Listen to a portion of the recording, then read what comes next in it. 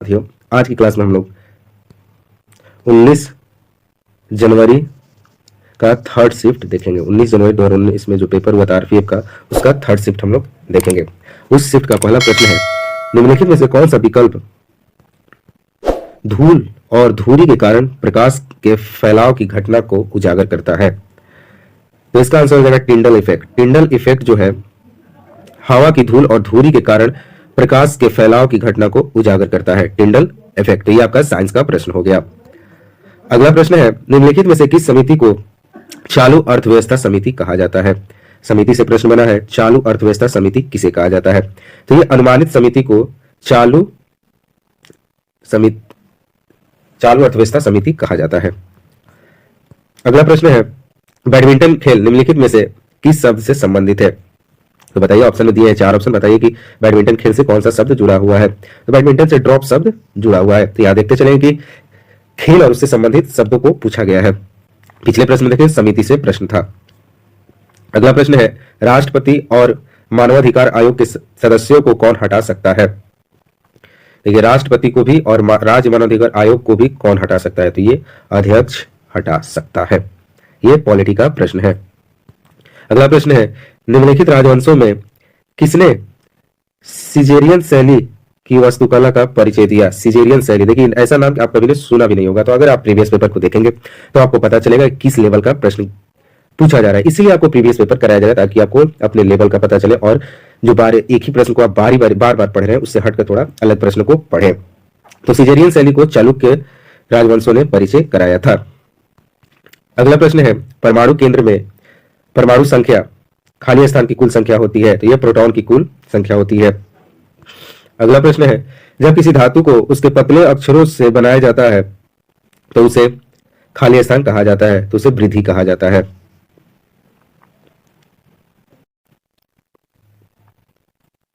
अगला प्रश्न है, न्यूटन के दूसरे गतिशील नियम के अनुसार किसी वस्तु पर कार्य करने वाला बल उत्पाद खाली स्थान और खाली स्थान से हटा दिया जाता है।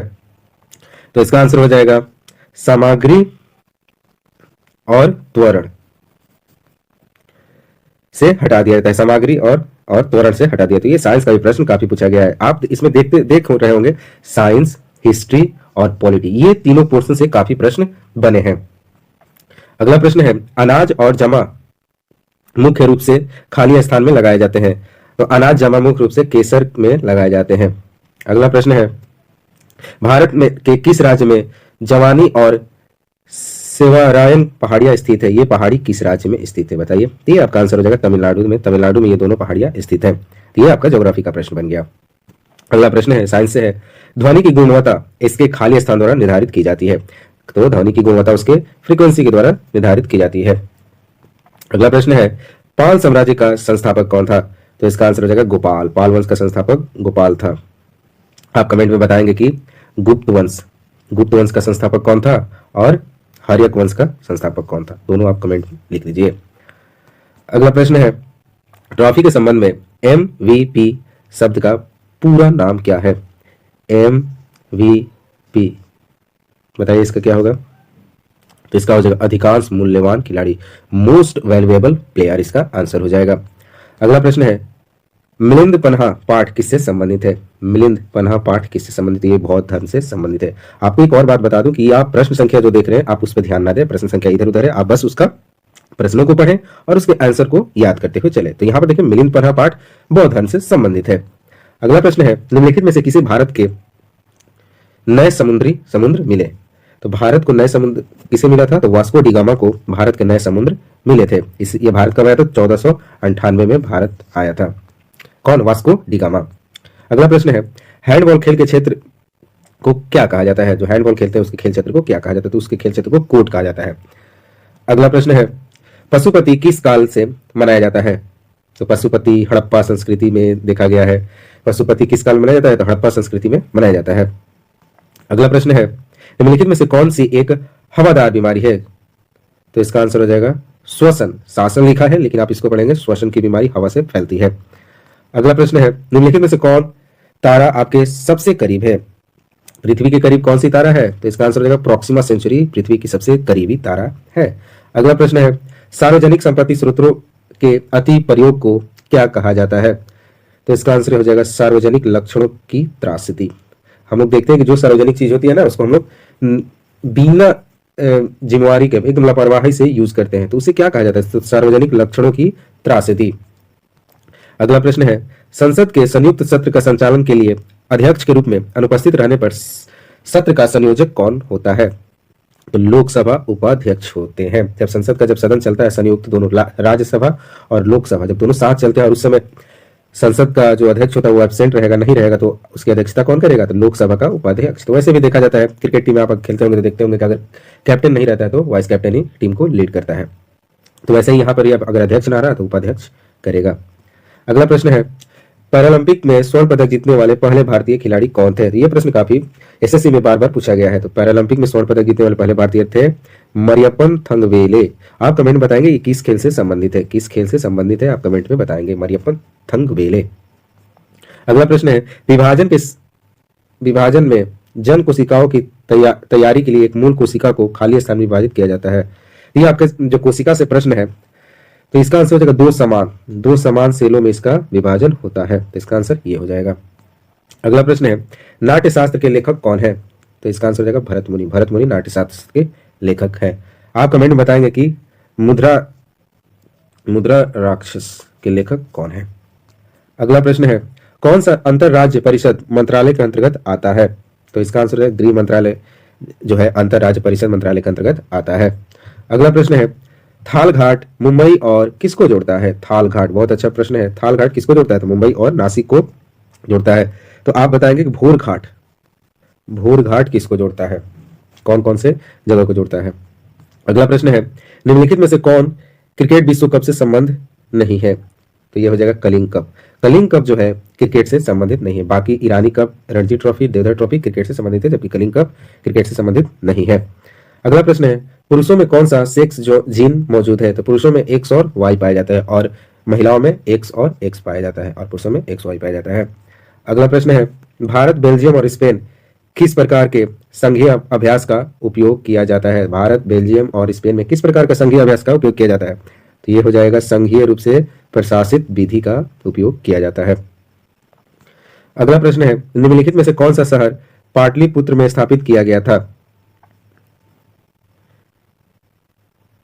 तो ये तो प्रश्न काफी समझ में नहीं आ रहा है, आप इसको कमेंट में बताएंगे क्या ये प्रश्न पूछा है।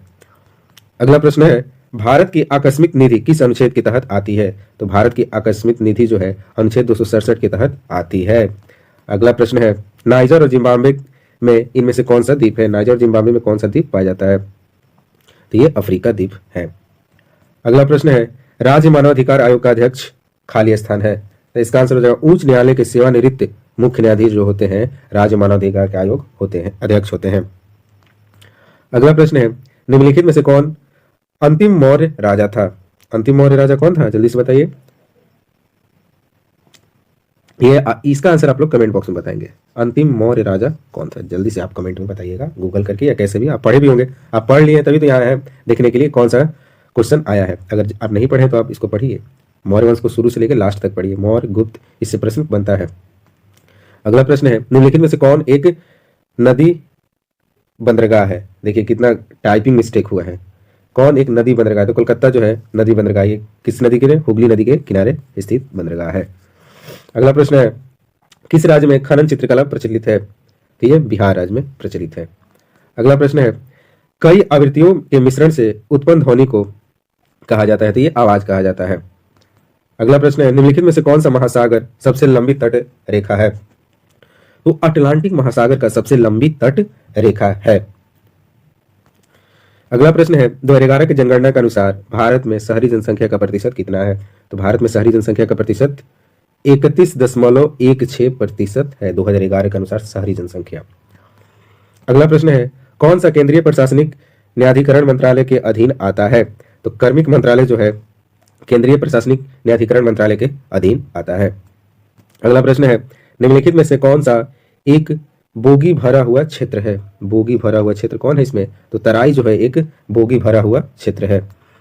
अगला प्रश्न है, वृक्षासन योग में क्या स्थिति दिखाता है? तो वृक्षासन योग नाम से ही पता चल रहा है पेड़ को दिखाता है। तो देखिए जो 19 फरवरी का पहला शिफ्ट था उसमें भी एक आया था योग से प्रश्न, और सेकंड शिफ्ट में भी, थर्ड शिफ्ट में भी एक योग का प्रश्न बन गया। तो योग से प्रश्न बन रहा है। अगला प्रश्न है, दुल्लू कुनिथा खाली स्थान में एक प्रसिद्ध लोक संगीत परंपरा है। तो ये कर्नाटक की लोक संगीत परंपरा है। कौन सी? दुल्लू कुनिथा। अगला प्रश्न है, राष्ट्रीय मानवाधिकार आयोग वर्ष में स्थापित हुआ था। किस वर्ष में राष्ट्रीय मानवाधिकार आयोग का स्थापना हुआ था? ये तो 1993 में राष्ट्रीय मानवाधिकार आयोग की स्थापना हुआ था। अगला प्रश्न है, भारतीय नियोजन के वास्तुकार के रूप में किसे जाना जाता है? तो इसे पीसी महालनोबिस को भारतीय नियोजन के वास्तुकार के रूप में जाना जाता है। अगला प्रश्न है, बहुत कम विक्रेता लेकिन बाजार क्या है जो खरीदने के लिए बहुत अधिक है? तो इसका आंसर हो जाएगा अल्पसंख्यक प्रभुत्व। अगला प्रश्न है, भारत सरकार खाली स्थान के माध्यम से खदान खरीदती है। तो भारत सरकार भारतीय खाद्य निगम के माध्यम से खदान खरीदती है। अगला प्रश्न है, महात्मा गांधी रोजगार गारंटी योजना मनरेगा कब शुरू किया गया था? तो मनरेगा 2005 में शुरू किया गया था। अगला प्रश्न है, सिकंदर ने भारत पर किस वर्ष आक्रमण किया था? तो सिकंदर 326 ईसा पूर्व में भारत पर आक्रमण किया था। तो आप कमेंट में बताएंगे जब सिकंदर आक्रमण किया था तो उस समय भारत के राजा कौन थे? कमेंट में बताइएगा। आज का लास्ट प्रश्न है, किस बिल के बिना सरकार भारत के सामूहिक कोष से पैसा निकाल सकती है? किस बिल के बिना भारत सरकार भारत के सामूहिक कोष से पैसा निकाल सकती है? तो ये विनियोग विधेयक द्वारा भारत बिल के बिना सरकार सामूहिक कोष से पैसा निकाल सकती है। तो आज की क्लास हमारी यहीं समाप्त हुई। अगर आपको ये क्लास पसंद है तो लाइक करें, शेयर करें और सब्सक्राइब करें। मिलते हैं नए वीडियो के साथ। जय हिंद, जय भारत।